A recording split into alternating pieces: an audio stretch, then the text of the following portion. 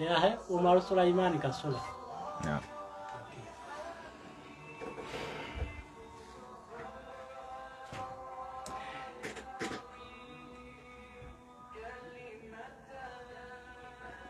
Chikumi Musanvu Katonyizo Mwenda Pali FM ekula eri omuntu wa bulijjo yonna gy'osinzira okutwegattako ku mukutu guno ogwa Pearl of Africa Radio.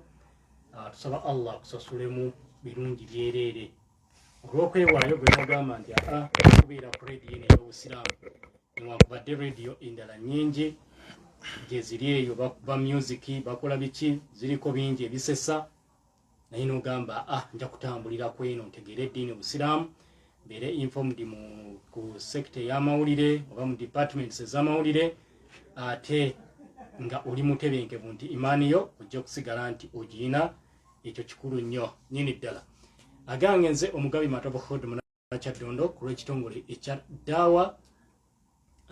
Of course program eno tugiyita manya obusiraamu Dawa Night okusobola okulaba nti tukutuusaako eddiini busiraamu okwongera okulabika nti ogitegeera. Nga bw'okimanyi nti ku lunaku olwokubiri tubeera ne Sheikh Umar Sulaiman Kasule tuba tunuulira nsonga za busika Islamic inheritance. Obusika buyinza kutambuzibwa butya mu busiraamu? Abaffe kitegeeza ki okusikira ebintu mu busiraamu? Era bingi bye tugenda okulabika nti tuwulira oba twongera okutegeera. Ng'omuzadde ali eyo alina abaana bo, biki by'olaamira baana ki abasika, baana ki abatakkirizibwa kulabika nti basika? Luli twakoma nga tutegeezezza kyennakwata era kyennayiga mu kilasi eyaggwa, yatusomesa ku mwana ali mu lubuto asika tasika, n'atutegeeza omwana oyo bw'abeera mu lubuto aba mulamu okutuusa nga azaaliddwa ne bagamba eyo numayiti, olyoka ogamba oyo tajja kolaki, tajja kubeera mu byabusika. N'ebirala bingi bye tugenda okulabika nti tutunuulira ku topiki eno eri sensitive era eri very important, ya mugaso nnyo gy'oli okulabika nti oyongera okubitegeera. Ngenda kulabika nti mukwasa but nga sinnamukwasa kulabika nti atuwa ate omusomo gw'olunaku olwaleero. Kkiriza nkujjukize banno abannalugala muziri mu primary nursery and daycare center. Essomero lya Nalugala muziri mu primary nursery and daycare center, somero ya kyasa kino. Bategeeza abazadde nti okuwandiika abayizi abapya kugendera ddala mu maaso wali ku ssomero. Basomesa abayizi okuva ku nursery okutuuka ku P7. Eddiini bazisimbirako ddala essira, yogera ku Islamic theology, ku Sunday secular eby'oluzungu nabyo babisomesa, kompyuta, okutunga, okukola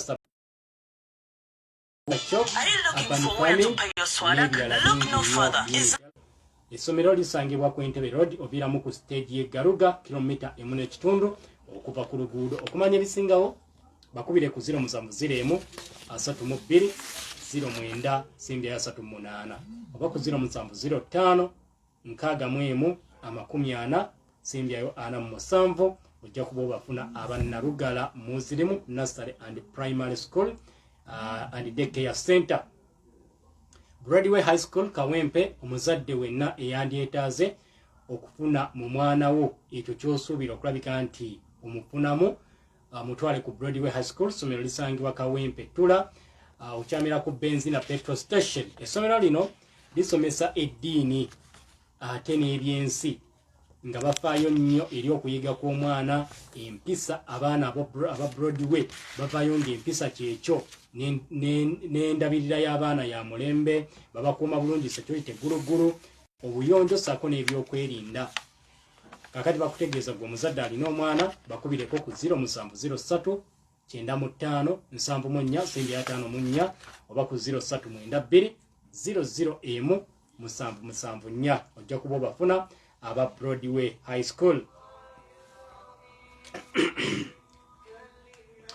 Weli travel, oyagala kukola hijja oba kukola umra, oyagala kukugobera ku air ticket ey'ennyonyi, oyagala kubukingira hotel, oyagala kupangisa motoka enakusaabaza, nkuzigirira banno aba Weli travel. Weli travel bakugamba weebali ku lulwo bakukolera ku lugendo okugenda mu mikolo gya hijja n'emikolo gya umra n'okukukomyawo okukozesa emikolo gino gyonna mu bifo byonna eby'enkizo ate nga osuzibwa mu hotel ez'omulembe e Makka ne Madina. Bano genda kubasanga ku Lauderdale Towers wali e Nakasero first floor Kampala, oba obakubireko oyagala kukola umra oba hijja kubira aba Willy Travel muwendo mitono nnyo bakusaabaza bulungi bakozesa emikolo gituuke bulungi nga oveyo nawe ng'oli mu mativu nti yes nva ku hijja oba nva ku umra. Bakubire ku 0705 55 557 0705 55 55 sembyayo 7 beba Willy Travel.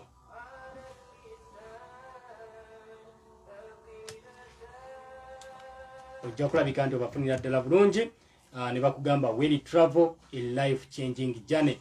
Mark Gas bakugamba toddamu kubonaabona na sigiringo fumba kozesa Mark Gas akekereza ebitundu 5 ku buli 100 ku manda g'obadde okozesa ate nga bw'otaasa n'obutonde. Mark Gas wa bbeeyi nsamusamu muyonjo tafuumuuka era akwanguyiza emirimu gyo. Mark Gas ali mu buzito bwa kilo 6 kilo 12 ne kilograms 50 so ng'okuddamu okujjuza oba kiyite refilling kwa bbeeyi nnungi ddala. Gwamwetaaze oba eyeetaaga okujjuza bakubireko ku 0759 8 oba ku 0701 82 64 0759 8 be banno aba Mark Gas bakugamba Mark Gas tuve kumanda.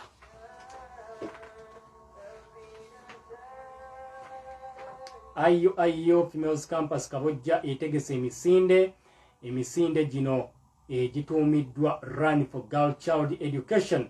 Emisinde gino gyakubeerawo ku Sunday ng'ennaku z'omwezi 22 omwezi ogwokutaano 2022.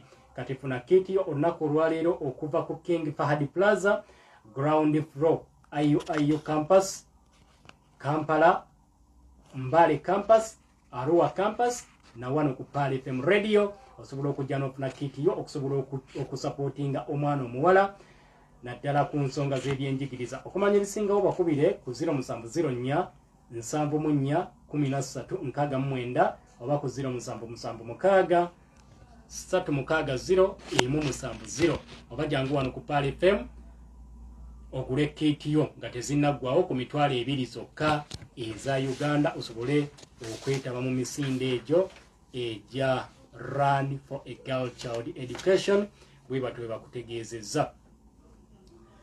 Kiriza neme kutta obugumiikiriza abo Sheikh mwetegefu okulabika nti atutambuza ekiro eky'olunaku olwaleero ssaawa 4 paka ssaawa 5 ez'olunaku olwaleero bwe tugenda okulabika nti tutambula. Sheikh kusaba abantu bawe kusalamu n'oluvannyuma tutunuulire daawa yaffe ey'olunaku olwaleero ekwatagana n'ensonga z'obusika.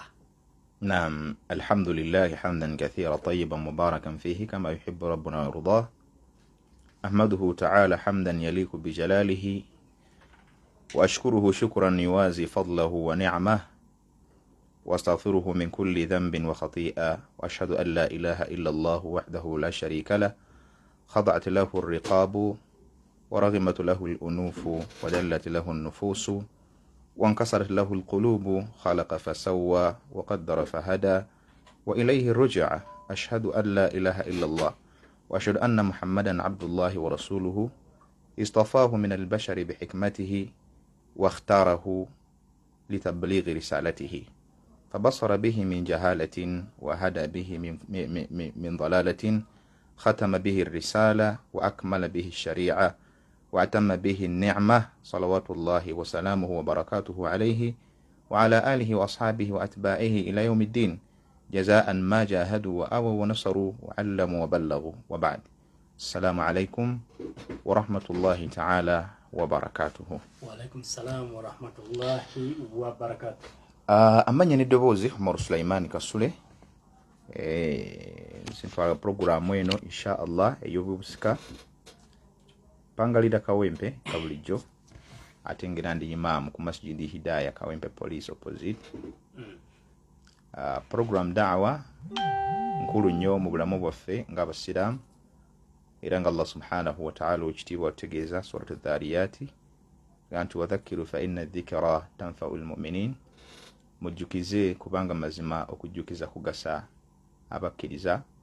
Ensonga lwaki tutinnatina ne tujja ku Pearl FM 107.9 Kampala wano mu kibuga wakati wetusinzire okubanga tukuweereza. Mbebaza mwenna abaliko okulaba nga tweyongerayo n'omusomo gwaffe. Tuli ku introduction oba giyite ennyanjula ey'omusomo ogwa al-fara'id. Fara'id kitegeeza ebyetteeka, kirina amakulu mangi, tetunaba kutuuka ku at-ta'rif naye tukyatema musingi giyite foundation kw'osobola okutegeerera yirimu eno amakulu gaayo, obukulu bwayo, kyetegeeza kyeki, ekola ku baani, ani yagiraalika na lwaki. Ebyo byonna bingi ojja kubanga obitegeera nga tuli wamu saawa zino ziba 5 paka ku budde obuba butuweereddwa biidhnillahi taala. Kiriza ku mulundi guli sebo moderator nkakasa twakoma nga tutandise okunnyonnyola ku bukulu bwa ilmu al-fara'id okusinziira eri abamanyi nga bwe bajja batunnyonnyola. Twagamba nti abamanyi batutegeeza nti ilmu al-mawarith min al-ulumi ash-shar'iyyati al-mawjudati al-'azimati al-fadli. Abasinga obungi bamanyi batunnyonnyola nti irimu eno ekwatagana n'obusika y'emu ku irimu enkulu ennyo era erina obulungi obutagambika, n'ekigero kyayo bw'ogigeraageranya n'erimu endala mwana wattu yo ojja kulaba nga ate tafawwaka anha oba tafawwaka alaiha, ojja kulaba nga ate yo nsitufu okusinga obanga ekigero kyayo mwana wattu ogigeraageranya n'erimu ndala.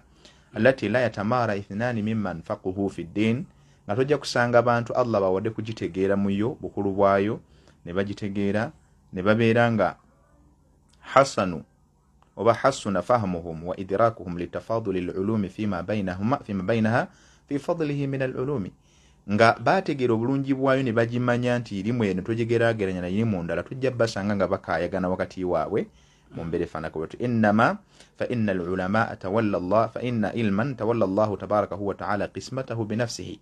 Twagitunuulira ku mulundi guli ne tugamba nti irimu eno Allah subhanahu wa ta'ala ow'ekitiibwa ye kennyini yatwala obuvunaanyizibwa bwe n'abeera nga atema kye bayita obusika obw'eddiini y'Obuyisiraamu.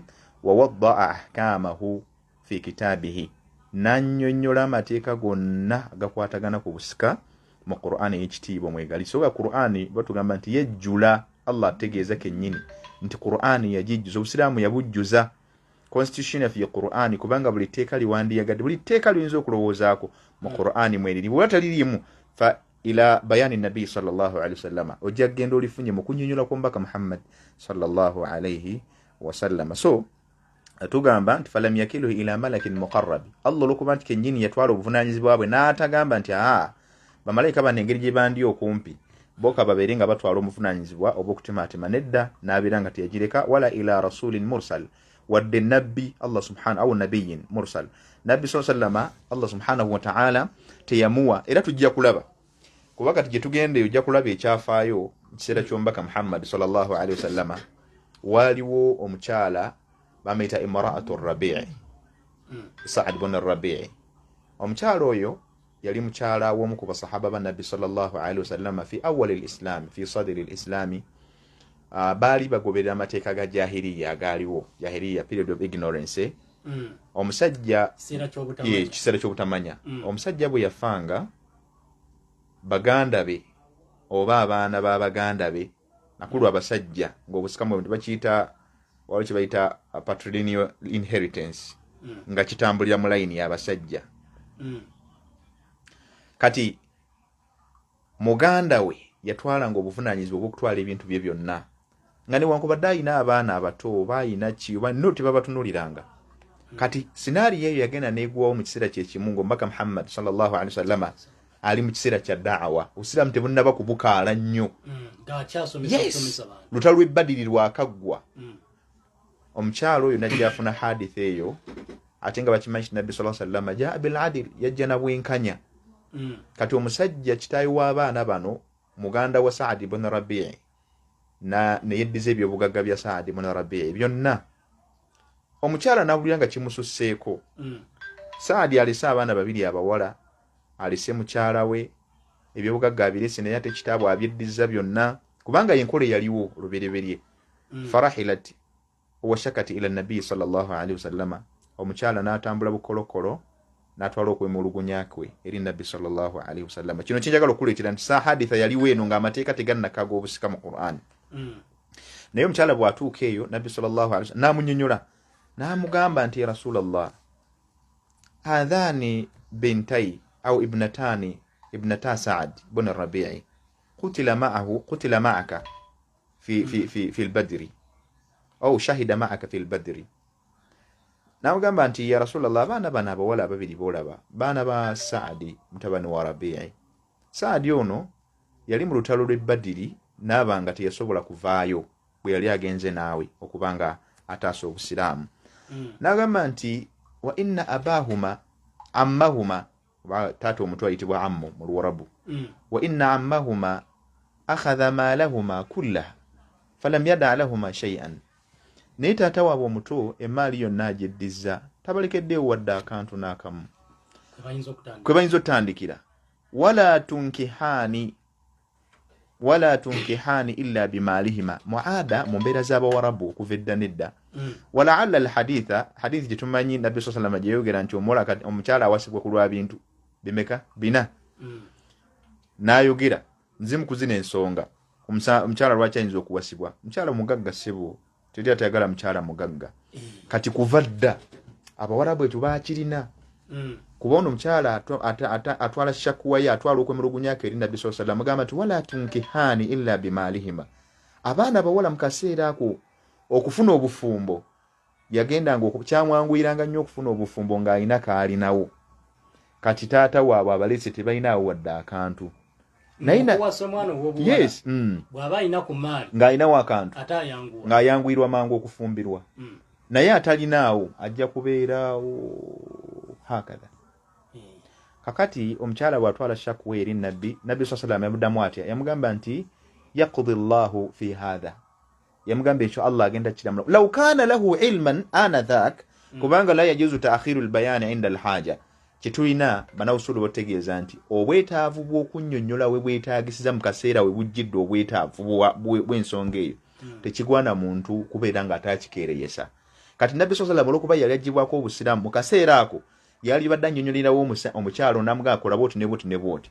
Naye lam yakun lahu ilman fi dhalika, yali talina irimu ekwatagana ku irimu oba eyekwatagana ku busika mu kaseera ako. Naye yamuddamu n'amugamba ti yaqdi Allahu fi hadha, Allah subhanahu wa ta'ala ensonga yajja kubanga agikola ki, agiramulako.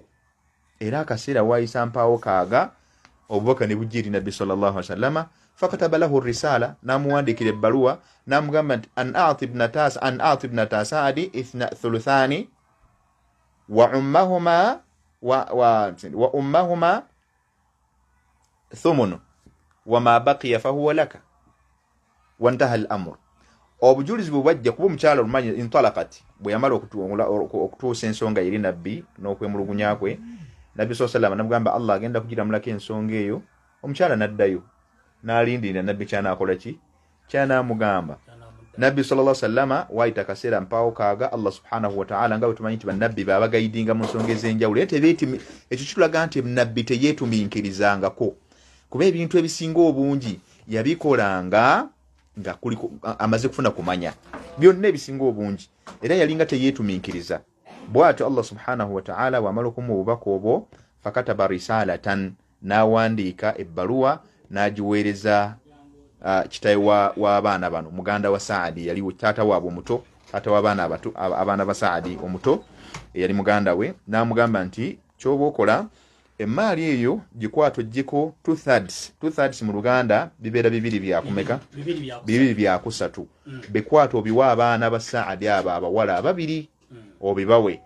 N'amugamba ekyokubiri kwata wa thumuna, ekimu ekyomunaana kiwe maama waabwe ye nnamwandu, wa ma baqiya fahuwa laka, ate kiba kisigaddewo gwe kyoba okola ki, kyoba otwala. Teyamuggyaamu mu basika kubeera abamwali, kuba abasikulu baali 3, mbere fanako bwetu tulese bujulize kulaga nti Allah subhanahu wa ta'ala nabbi sallallahu kennyini yalindanga mateeka okuva eri Allah subhanahu wa ta'ala okulamula ku nsonga yenna naye gwali yatuuliriza bwe bakuleetera ensonga ezikwatagana ku busika naawe bwotyo bwokola obozi yingiramu wadde tozimanya n'oteekamu magezi go nga gobuyagadde nga wano tutunulidde tugamba nti obusika tugambye tashri'u rabbani wa huwa alladhi tawalla qismatahu binafsihi obusika buno mateeka ga Allah subhanahu wa ta'ala era kennyini yatwala obuvunaanyizibwa n'abwewa obw'okubanga akola ki nga atemera emmaali eno kitugeeza nti oluvannyuma lw'okutunulira ku mbeera eyo nga tulaga obukulu n'ekitiibwa kya irimu eno la ilmun sharif irimu ya kitiibwa nnyo Allah kennyini gy'ataalekera baddu okubeera nga tukola ki tugitwala fennyini twerowooleze wabula ye kennyini n'atuwa amateeka getuteekeddwa okuba nga tukola ki nga tugoberera wakad waradat nusuusu shar'iyyati bitanwihi bifadlihi ama obujulizi bungi ojja busanga mu Qur'ani ne mu hadithi ojja busanga nga bwogera ku bulungi bwa irimu eno walhathu ala ta'allumihi era n'obujulizi olwo butukubiriza okubanga irimu eno tugimanya tutwale ebiseera tutwale obuvunaanyizibwa nkakasa nti nduuza saawa nga zino omuntu yali badde teyeebaka nga atwalayo akadde ne bwe basaawa emu n'awuliriza n'amanya kiki ekikwatagana ku busika obw'eddiini ey'obusiraamu wal'inayatu bifahamihi n'okufaayo omuntu okubanga agitegeera lihajati nnasi jamian ilayhi olw'okuba nti ffenna abantu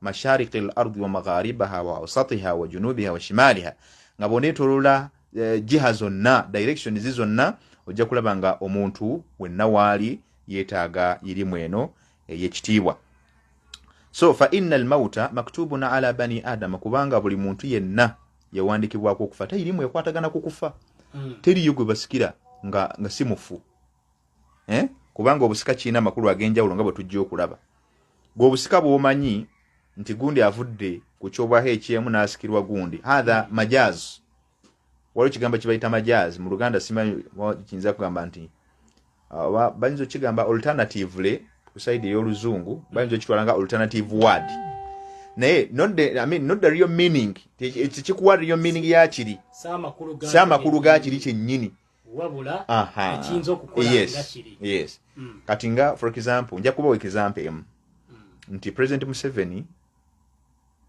nzijukira I remember one phrase or statement yagamba nti omu kuba majors was a lion of Mogadishu.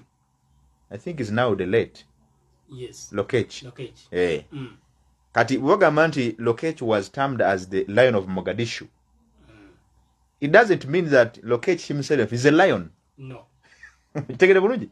But the brevity he has olw'obuzira bw'alina nti yali takola ki tatya nga nantamega nga si mutiitiizi kati empologoma bagimanyi the king of the jungle kikubanga terina nsolo yonna gyetya kulumba kati kyegamba nti terms zikozesebwa ne wano obusika gwosobola okikozesa okutegeeza nti gundi avudde mu kifo gundi n'areplacingibwa gundi n'asikibwa gundi era tujja gira mu makulu mangi mu mbeera ez'enjawulo naye ffe bwe tuliko bulhaqiqi mu kifaananyi kiyinza okuwa tuli kubulinga omuntu avudde mu bulamu obw'ensi kyenjagala yenna atuwuliriza abeere nga akissaako omulamwa n'omulaka kubanga akitegeeza naam kasooke tujjewo obubaka buno tukomeewo twongere okugaziwa ku nsonga zino inshallah ez'obusika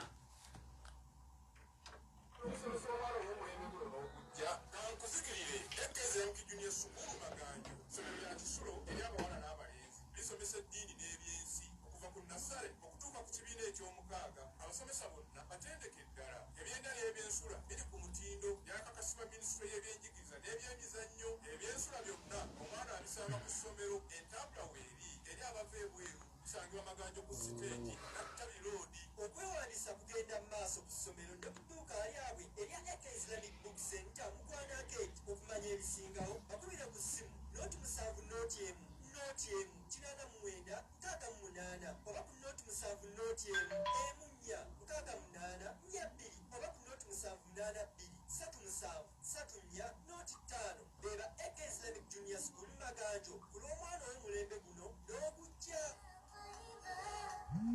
Chisao ne Airtel Money Quick Loans wafire looni nga tolina ssente zikumala okugula airtime okusasula ebisale supermarket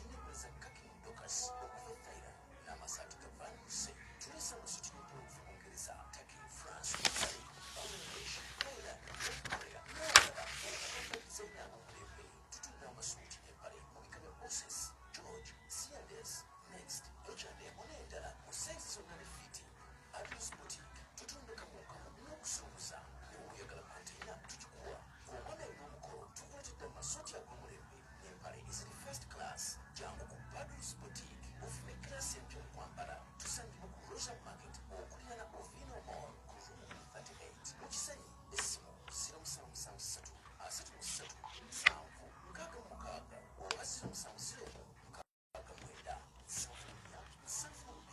Airtel emulated the UG needs more of you.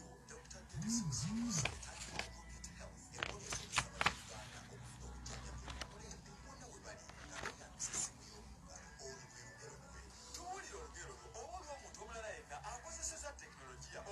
enkyukakyuka kyali omutimbagano gwa airtel.co.ug kasaze UG needs more of you obakuba obasindika message kwe mu mukaaga bbiri ofune omukisa okuzuulibwa yonna gy'oli. Airtel, the smartphone network.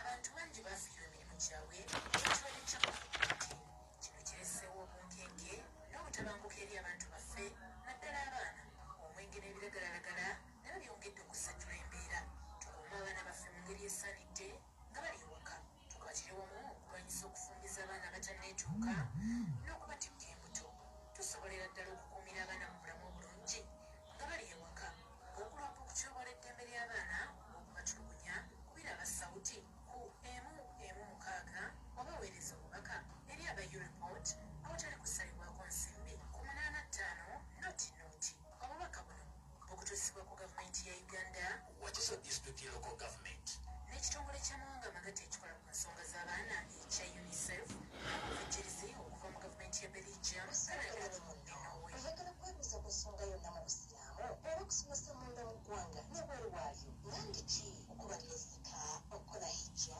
ne umura weyune Aljannatu Ghaya basangibwawadde kuliko bitaala abeetanze bafune ku ssimu eno noti 7 matemu 4 noti 5 7 oba kubira Sheikh Umar Sudiki ku noti 7 noti 3 kinana mwemu 6 kubira 6 oba kukyoma ku noti 7 noti 2 Aljannatu Ghaya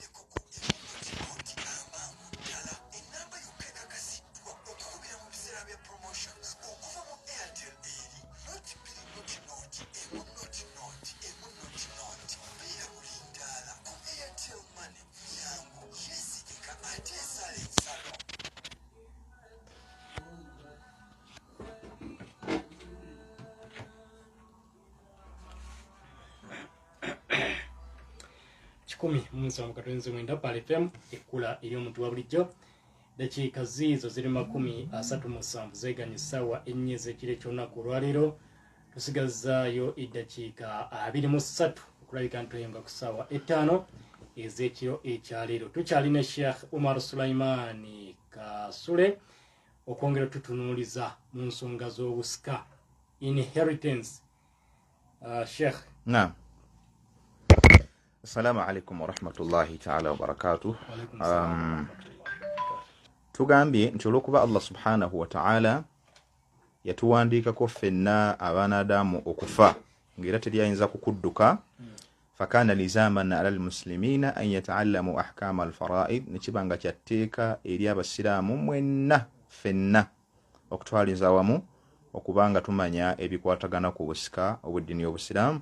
Liyaqdhu aw liyuqimu hudud Allahi ta'ala ala wifqa shar'ihi, tusobole okubanga tukuuma amateeka ga Allah subhanahu wa ta'ala okusinziira ku mateeka nga bwe yagalalika. Wa ya'khudhu kullu muslimin nasibahu ash-shar'i duna bakhsin aw ziyada, buli omu afuna omugabo gwe nga takendeezeddwa wadde okubanga ate aweebwa ebitali bibye.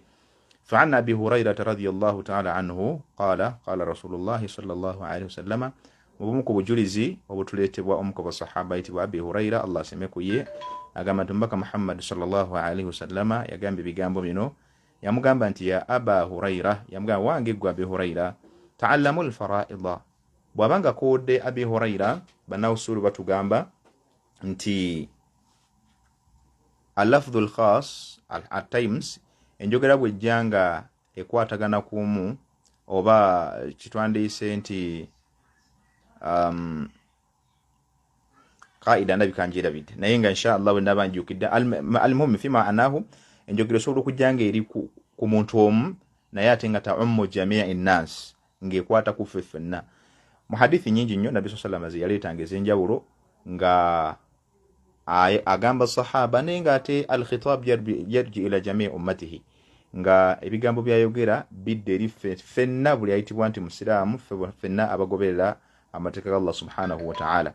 Example zijja kuwa scenario bbiri kati ng'eno yakowoola Abu Hurayra n'amugamba nti mumanye obusika, mumanye ebyetteeka ate era mubiyigirize abantu. Ng'ogyeko ekyo n'ekyokulya kyennyini yakowoola atukimanyi bulungi yakwatako omu ku basahaba n'amugamba nti ya ghulam inni uallimuka kalimatin, ngenda kuyigiriza ebigambo bino. Bigambo bingi, hadithi ziringa bbiri eziri awo. Waliwo eyo ey'okulya ne wabaawo n'eri ya ghulam yamugamba nti inni uallimuka kalimatin ihfadhillaha yahfadhuka, weekuume Allah ajja kukuma, n'ebirala bingi. So ne wano ebyo byonna Nabbi sallallahu alaihi wasallam okuba nti yali abigamba sahaba byali tebikoma ku basahaba abo, byali bidde eri ffenna. Kitegeeza nti kyatteeka omuntu okubanga ate omanya irimu ya faraidh oba ekwatagana ku busika. Agamba fa innahu nisbil ilm, olw'ensonga nti omuntu yenna aba agitegedde aba afunye ekitundutundu ku kumanya. Wa huwa yunsa, ate nga yerimu abantu gye bakola ki, gye beerabira. Yerimu abantu gye beerabira ne bava mu bwongo. Yes, ne bavira ddala mu bwongo tebaagana kugimanya. Olitegedde nebanga ddala etakola ki, etaliiwo. Wa huwa awwalu shay'un yunza'u min ummati, ate nga kintu Allah subhanahu wa ta'ala ekitibwa erimu kintu kyagenda okusooka okujja mu umma y'omubaka Muhammad sallallahu alaihi wasallam. Okumanya kugenda mpola mpola. Gwenzo gamba nti yes, abantu babenga tebamanyi nga teyigwenza kwebuuzaako. Wano recently bwe mbasiira bidde abamanyi obulungi Uganda bwe zeetambula, kuba kati obusiraamu mu Uganda buli myaka 10+. Naye si tebunaweza 200 bwe tubaze. Kati olwaleero waliwo ekiseera emabegako nga tewaliiwo bantu beebuzibwako, kale nga bwe baba baaliwo nga baali batini nnyo. Naye olwaleero bwe kiba nga Allah subhanahu wa ta'ala ataddewo abaliwo, naye tuyinza kumanya nti bangi bajja ne bakola ki, ne bagenda. Waliwo abalibirawo nga si bamanyi naye nga weebali. Yes, kati Allah nga ffe tumanyi nti bamanyi naye nga si bamanyi. Ekyo Nabbi yakyogera sallallahu alaihi wasallam. Gye bali abantu nga gye bali nga si bamanyi naye nga ate ffe tumanyi nti bamanyi. Ne wabeerawo abamanyi naye kati abamanyi okusungira ddala ate kati Allah subhanahu wa ta'ala agenda abajjamu mpola abamanyi abeebuzibwako. Nga bwe mu kubonera Nabbi sallallahu alaihi wasallam yatugamba nti bw'oliraba okwendeeza kwa Allah subhanahu wa ta'ala ku irimu okuba nti agitwala kwe kubanga agenda akendeeza abamanyi ate nga kabonero mubonero bw'enkomerero. Kakati ekyo tokyebuuza ogenda okuwulira nti kati waliwo recently mu covid awo abamanyi Allah subhanahu wa ta'ala batutte balinga basatu abasinga obungi tubamanyi abamu Allah subhanahu wa ta'ala nabanga abageredde ng'ekiseera kyabwe kiweddeko enoga nti butuufu abasajja babanga bagenze irimu njonga Allah n'abatusaasidde nnyo ne tugenda jijja ku baani fabiha wa ni'ma naye nga tusaba nnyo Allah bw'aba atujjiddewo ate atusikizeewo abantu abasinga okubaki abalungi abasobola okuba nga tebagaidinga umma yombaka Muhammad sallallahu alayhi wasallam. Kyava agamba subhanahu wa ta'ala agamba nti waqala Sufyan bin Uyayna. Sufyan bin Uyayna ayogera ku nsonga eyo kuba kino tulaga obukulu bwa irimu eno n'okukubiriza abantu okugimanya mu hadithi zino. Agamba nti innama qila al-fara'id nisfa al-ilm, kyayogebwa nti oba ensonga lwaki Nabbi sallallahu alayhi wasallam yayogera ekigambo kiri kyowulidde mu hadithi ogamba nti al-fara'id nisfu al-ilm, nti fara'id eno kitundutundu ku kumanya, li'annahu yubtala bihi an-nasu kulluhum, olw'ensonga nti buli muntu yenna tewali atagezesebwa nayo, fenna tugezesebwa nayo, tewali yojja okusanga nga tekibeerangawo. Warawa Abdullah ibn Mas'ud, ate obujulizi obulala tubujja ku Abdullah mtabani wa Masudi radiyallahu ta'ala anhu, agamba nti anna Rasulullahi sallallahu alayhi wasallam qala, mbaka Muhammad sallallahu alayhi wasallam ayogera ebigambo bino n'agamba atya nti ta'allamu al-Qur'ana wa'allimuhu an-nasa, abange mumanye Qur'an ey'ekitiibwa ate mugiyigiriza abantu. Kitegeeza gwe alina ky'otegedde ku Qur'an ey'ekitiibwa togirinda gimalako. Bw'omalako ejjuzu then noonyaawo by'osomesa naawe by'osomye bisobole okubukaala mu mutwe gwo, sobole okuba nga obinyweza. Wa ta'allamu al-fara'ida wa'allimuhu an-nasa, ate era mumanye n'ebyetteeka. Twaga fara'id kitegeeza ebyetteeka oba kitegeeza kuba kiri in general, bwe tuba kite mu general expression, mumanye amateeka ebyo byetteeka ebiteekeddwa okukolebwa mu biyigirize n'abantu, mbimanyise nti kino kyatteeka, kino kyatteeka, kino kyatteeka. Wahakadha mumanye n'erimu eno eya fara'idu mugiyigiriza abantu, kuba yatteeka ku buli muntu okuba nga agituukiriza. Fa inni mru'un maqbudun, mazima ddala nze ndi wakuva mu nsi muno, Nabbi sallallahu alaihi wasallam. Era manyi nti abagenda okulambula ennyumba ya Allah subhanahu wa ta'ala mugenda ne mutolera ku Nabbi sallallahu alaihi wasallam assalamu, mumanyi we bamuziika. Naye simanyi yali ayogedde naye ku mmwe, oli wavaayo oyinza okukakana nga munnange bakutadde mu muteeko, kubanga toyinza tuga Nabbi wabanga yafa saawa zino gwe tuga nti wayogedde naye, ate kiba kyanjawulo. N'olwekyo wa inna al-ilma sayuqbad, nga bwe nfudde nze Muhammad bwe nafa, wa inna al-ilma sayuqbad, n'erimu nayo Allah bwatu bw'ojjikola ki okugijjawo mpola mpola nga naye agitwala n'egenda nga bwe. Kati nno okufa kwa irimu olowooza kiki ekitta irimu? Bino ebintu wammanga bibiri, two major factors, ngezo zo singa tunaazeekwatakwate ng'emu yo tugyekutteko ze zigenda okumalawo irimu. Esooka ndowooza zonna kanga omuntu ayiga ekintu n'atakikolerako, owulidde? N'ekyokubiri adamu talabu al-ilm, abasinga obungi tebaagala kunoonya kumanya. Ebintu ebi two major factors nze zenjogeddeko. Amanyi takolera ku kyamanyi, atamanyi tanoonya. Nkatuluza saawa zino ensi yonna yalibadde teri ku radio ng'enoonya okumanya. Abamu baagijjeko nti saagala kale kaana. Si byaliko, ali ku TV. Kakati ekyo ensonga ezo bbiri nga kakasa nti wano mu Uganda tuzeekutteko. Illa man rahima Allah, kujjako Allah baba asaasidde nti abantu one tetwagala kumanya, kikisooka tetwagala kunoonya kumanya. Ate bwe tuba tunyoonyezza okumanya ebiseera ebisinga abasinga obungi tumaliriza tetusizza mu nkola bye tuyize. Ezo ensonga bbiri ze zijjawo okumanya mu duniya. N'agamba nti watadhaharu al-fitan, ebigezo bijja kujja. Fitina zijja kujja, matuziyita fitina, naye ebigezo bijja kujja. Hatta yakhtalifa al-ithnanu fil farida, abantu babiri bagenda kwawukana mu kyetteeka. bagenda kukaayagana mu kyetteeka, bagenda kulemwa okukkaanya mu tteeka. Fala yajidaani man yaqdi biha, baleme na kusinkanayo muntu agenda kubaluŋŋamya. Kyekiri kyeggambye nti Allah bw'ajjawo abamanyi, abasigadde tugenda kaayagana mu kino nga tewalina muntu ayinza kugamba oba ayinza kuyimirira wakati w'ababiri abo kubaga nti ino hadithi gye mukayanirako ye yasooka okukka, ate eno hadithi gye mukayanirako ye yasembayo kola ki? Okukka. Fa awwalu ma nazala yunsakhu bima akhiru ma nazala, oba bi akhir ma nazala anhu. Irimu bajja kubulayo omuntu abagamba nti hadithi eno yasooka okukka, ng'ate omulamwa gweyogerako gwe gumu n'ogweno hadithi yasembayo okukka. Kati eno yasembayo okukka yasiimulawo era eyakola ki? Eyakulembera. Bajja kubulayo omuluŋŋamya agenda okubagamba nti bannange temukayagana, kiri bwe kiti ne bwe kiti. Nja kuwa ekizampo. Ku mulembe gwa Umar radiyallahu ta'ala anhu, basahaba babiri bakayaganira ku kigambo mu surati Fatir. Mulimu aya bakayagana ku aya mu kigambo eki kigambo Fatir. Allah ni Fatiri samawati wal ard, mu surati Fatir mu ekiri. Nebwe bakayagana ababiri abo, oli agamba nti Fatiri maanahu badi wa mukhtari'. Okitegedde nga buli omu ayogera onaganda edda Fatir maanahu kadha. Kati ekigambo Fatir okulwa nti Olwarabu Qur'an yaka mu nnimi 7 ez'Olwarabu.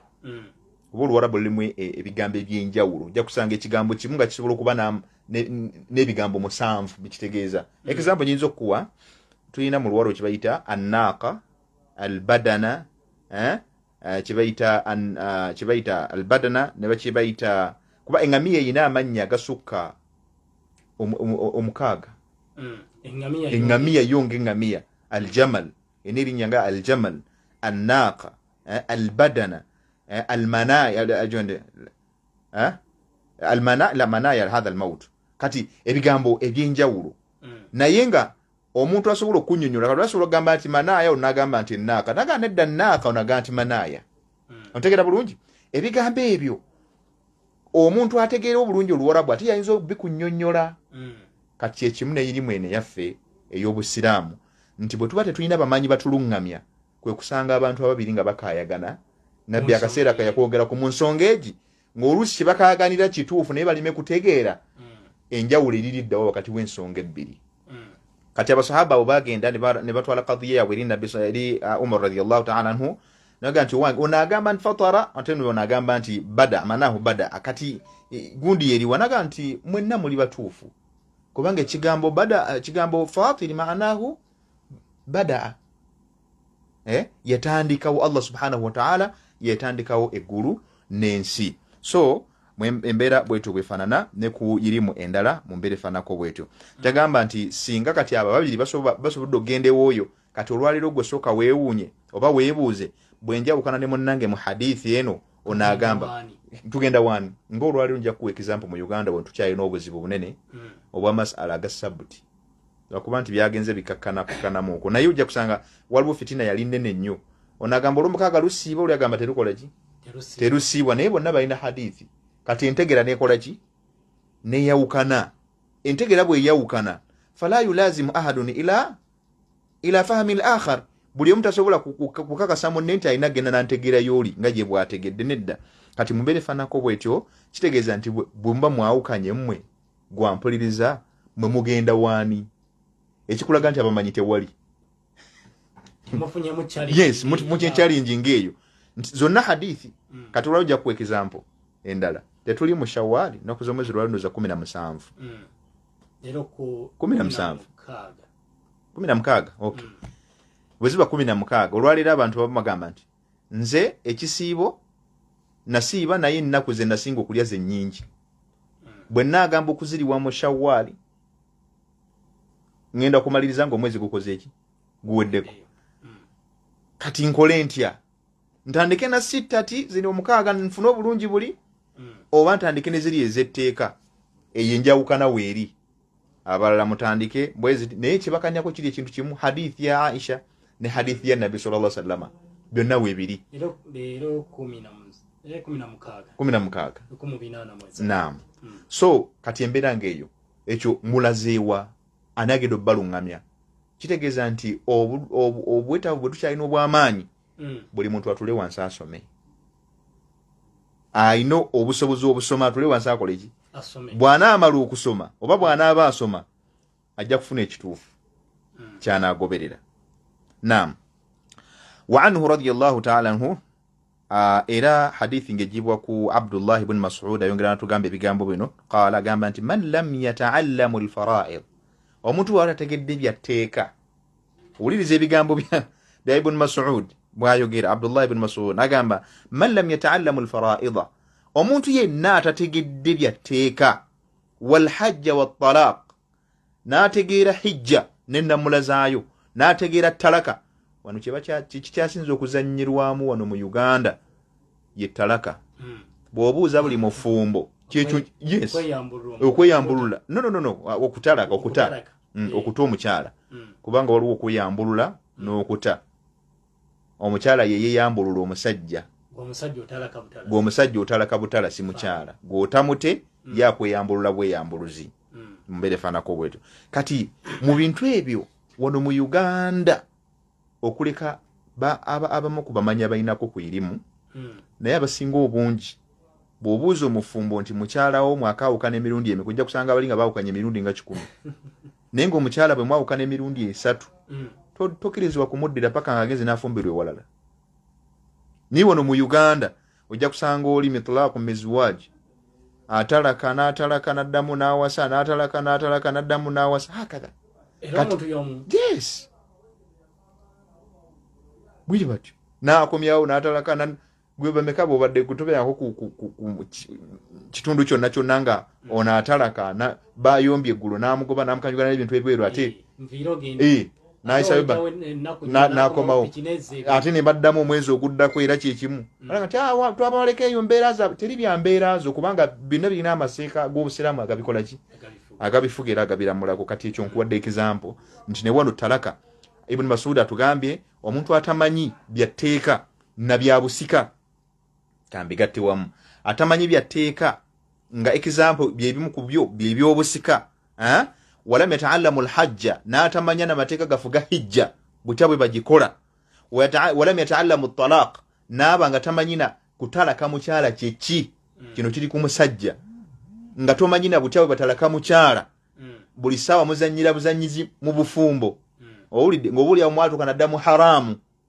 owulidde n'agamba ekirala walam yata'allam madha n'agamba nti fabima yafdhulu ahlul badiya omuntu afaananako bw'atyo ng'ebyo byonna byamenshoniseko Ibn Mas'ud tobimanyi abantu abali mu kyalo obasinga ki kibuuzo sinza kibuuziza naye fabima yafdhulu ahlal badiya abantu abali mu kyalo oba obasinga ki kati folo tuli mu kibuga abamanyi bangi bosobola okwebuzaako bangi wowangale waliwo abamanyi waliwo ki naye gwe bwange bitosufuddeyo okugamba nti obibuuze bamasheekhe bo bikubuuza bikubuulira oba kubikunnyonnyola n'oba nga tobimanyi hatta al-an owulidde fabima tafdhulu ahlul badiya abantu b'omu kyalo abali mu kyalo eri bukomansimbi bukomanusu obasinga ki munansonyi okumentioninga bukomansimbi si kyekyalo kyokka naye bali abali ewala n'ekibuga era ne bukomansimbi wala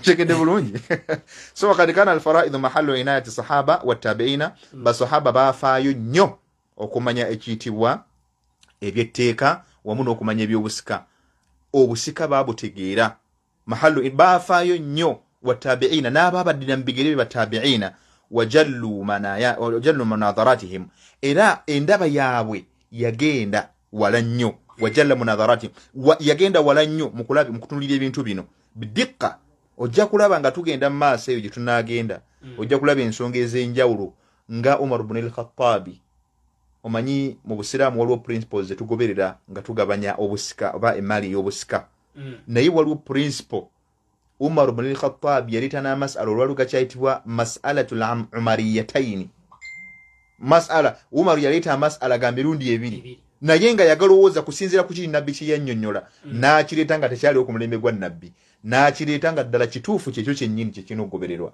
nga bwe tujja okulaba insha allahu tabarakahu wa ta'ala akadde katutwala Na. za tu wombe So mu kuwumbawumba nga tumaliriza tubadde tulaga okusinziira ku basahaba okufaayo kwabwe kitegeeza basahaba n'ababaddira mu bigere nga bwe babaddira mu bigere nabo baafaayo ku mbeera efaanako bwetyo ekitegeeza naawe gwali eyo wenna okubirizibwa okulaba nti irimu eno ofaayo nnyo okumanya taata wange bw'aba afudde nina mugabo ki ku maali ye ddirwe sirina kumusikira kubanga obusika tuteekeddwa okumanya byonna bino tuteekeddwa bimanya migabo ani yalaliko obusika tufuna ki maama waffe afuna ki abakyala musajja alina abakyala abasukka mu bana abakyala muteekeddwa okumanya bawaffe bwafa tumufunako ki obusiraamu bwatuwaaki buli omu alina hakki ye Allah subhanahu wa ta'ala gye yamuwa naye wakubadde nti olwaleero mu Uganda obulyazaamaanya embirulu bino si byogera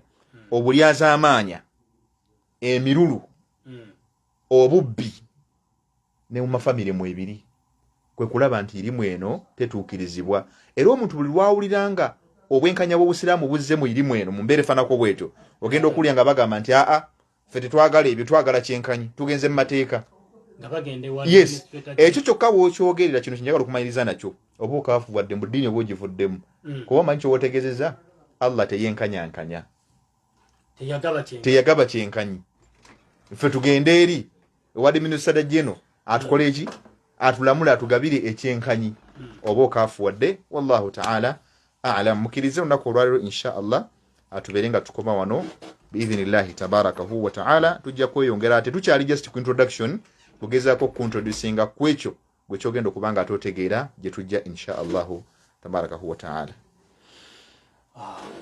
Irimu y'obusika bwetyo bwetambudde olunaku olwaleero tukyagenda mu maaso n'omusomo guno era Sheikh ajja kuba ajja buli lwakubiri nga twongera okuba toki mu ngabanya y'emmaali ey'obusika okwongera okulaba nti buli kimu okitegeerera ddala bulungi ekikwatagana n'eddiini busiraamu kozesa n'ensonga ez'okusikira ebyobugagga.